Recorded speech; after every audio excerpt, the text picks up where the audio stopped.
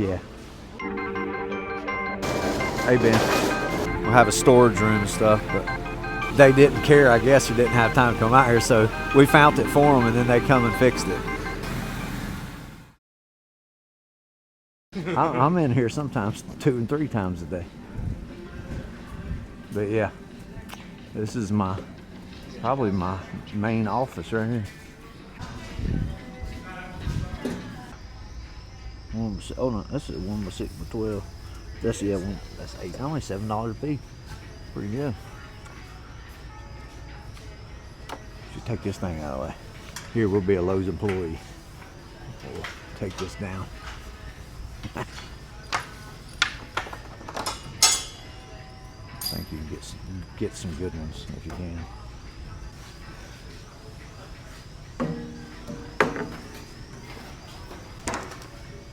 So like we'll go out, we'll do the estimate for the people, and then once we do the estimate, we'll send them an email through QuickBooks for their quote, and then they got an option to decline it, approve it, ask questions, whatever. If they're ready to move forward, they approve it, and then I can turn it into an invoice. Then they can send a down payment. But it's way easier. It saves time having to go back out, people writing a check. If we work for a lot of people out of town, so if they're in Raleigh or Tennessee, we can just do everything from here.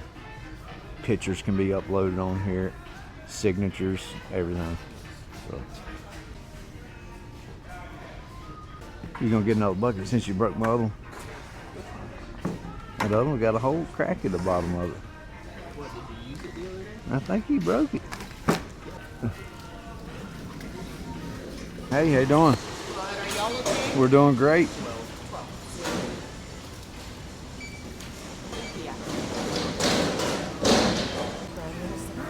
Yeah, they were doing some video stuff. So. Yeah, it's for like advertisement and stuff. Yeah, check it out online. Cool. Hey Ben.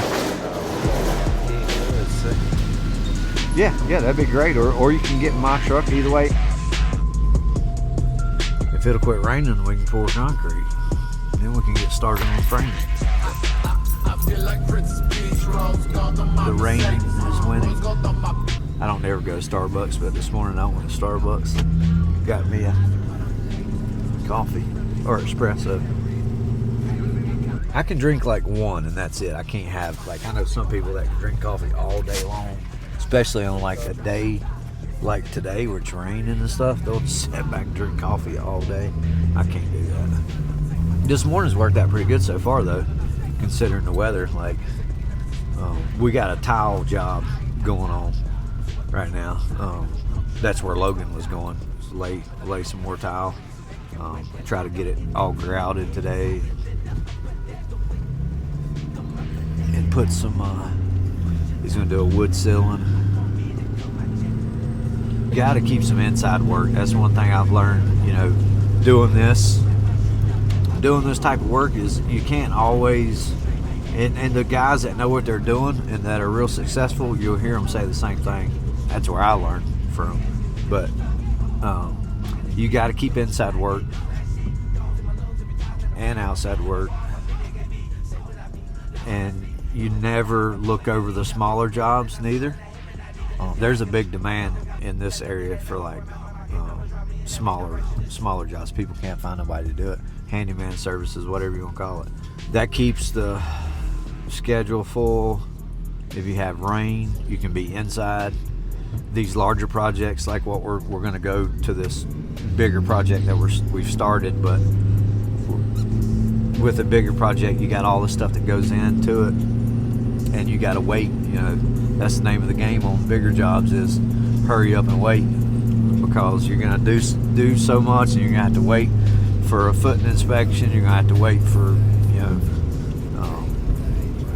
an electrician to do his part, whatever it is. You're gonna have to wait a little bit. So that's why I said about keeping smaller jobs, keeping inside work, things like that will keep you busy and keep the bills paid while you're waiting on that stuff to all play out. But this is going to be a good job right here. I'm excited about this one. It's a 20 by 36 carport slash garage. It's still classified as a garage because of the size of it. It's detached from the house, but it's not going to have garage doors on it. So I guess you could still call it a garage. The lady just wants a big open area to pull her Jeep in, and she's got a big like ride lawnmower she wants to put in there, and then the rest of it's going to have like an enclosed like utility room that she can have, climate controlled storage to put like all of her stuff in if she needs it. So it's gonna be pretty cool. It's gonna be all finished to match the house. This neighborhood has a HOA, so or POA, so we got to follow all their guidelines, which sometimes can be fun. Sometimes it ain't fun, but these guys are pretty cool. They're not too strict, and they've seen. The good thing is that I established myself in this neighborhood, so they've already seen my work. We've built some decks and different things, and we built another carport, so they kind of are familiar with what we do. So they're cool with a lot of it. The famous Green Hill store. We'll come here, get pizza, hot dogs, all kinds of stuff. This is really the closest thing out here. So yeah, we get pretty much anything you want right here. You can survive. If you're in Lake Lower area out this way, you know where Green Hill store is. If you don't, then you're probably not from here. Right up here is a neighborhood called 12 Mile Post in Lake Lower. Going back, a little bit of history on it is about 2 years ago, I think it's been, maybe 3.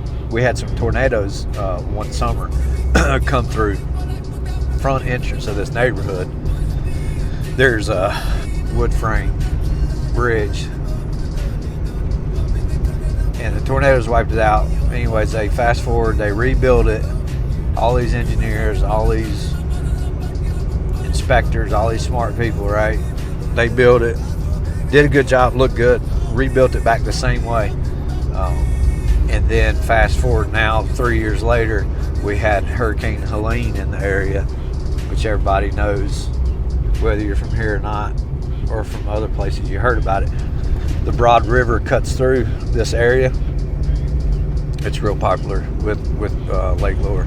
And with the level of the river, I mean, it swept it away. Sad. I mean, sad part is they have insurance, and they had a HOA, but I believe they did not have flood insurance. And since they just rebuilt it, from what I'm hearing, they got denied. Neighbors are gonna have to rebuild this thing. That's what it looks like. You can kind of see some of it here. We can't get too close, but you can kind of see it's horrible. It's not good. You can get a good view of it there, right there. One of my buddies used to live in there.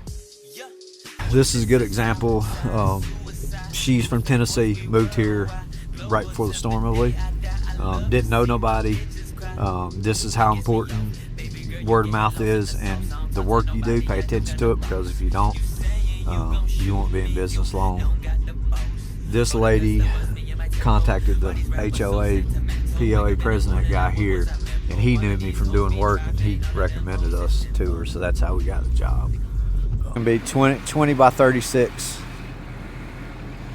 detached garage. She wants it setting opposite from the house. If you look, the house is setting this way.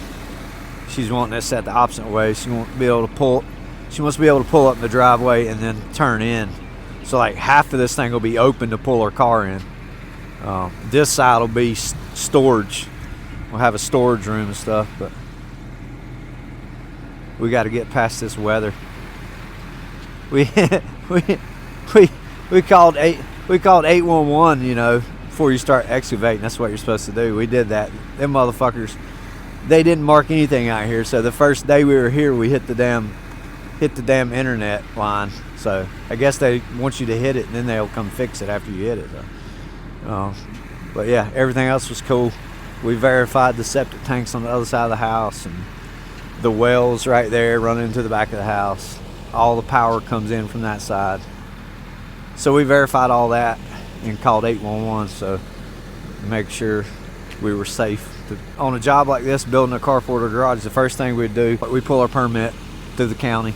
And then after that, like I said a minute ago, we'll call 811. They'll send you a big email and with all the people the utility people that's in this area. They contact all them, and then their representatives, you got so many days, they come out and they're supposed to mark everything.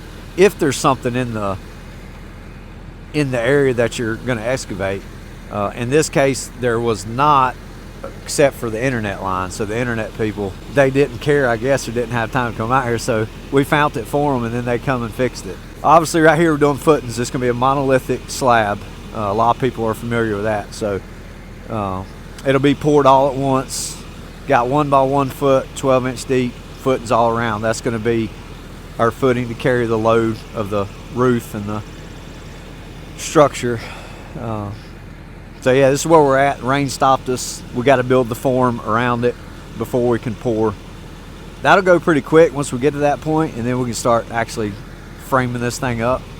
And that's whenever all the nail guns will be going crazy doing their thing. But I don't know if you guys have allergies, but I have allergies bad, so the pollen has killed me. So the rain has been good for me. So yeah, it's going to be a cool job. I can't wait till it gets going more.